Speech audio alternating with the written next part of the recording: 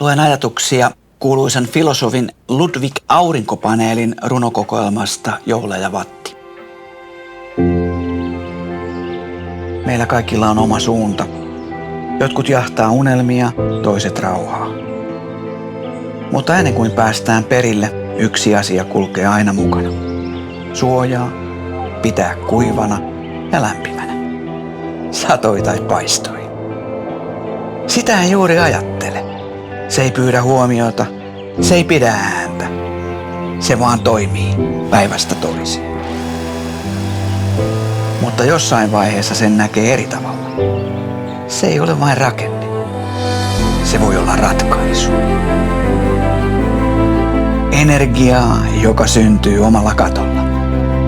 Päätös, joka ei tule pakosta, vaan fiksuudesta. Tärkeimmät valinnat tehdään usein siellä, mihin ei tule katsottua.